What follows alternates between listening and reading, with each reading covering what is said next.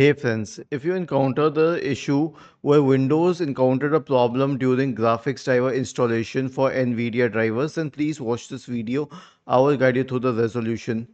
So search for device manager, open device manager, wait, expand display adapters. Assume that this is the Nvidia adapter. I don't have an Nvidia one, but if you have an Nvidia adapter, right click on it and select uninstall device. The usual adapter should be present, but the Nvidia one should be uninstalled.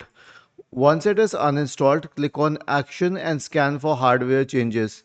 This will solve your problem. I'll tell you why. Because when you're trying to update the drivers, it is not updating on the regular drivers. But if you uninstall and reinstall it, it will pick up the latest drivers when you scan for hardware changes after uninstalling the previous driver. So there will be no conflict. Was this helpful? If yes, then please subscribe to the channel. If not, then let us know in the comment section of the video on how we could help you further.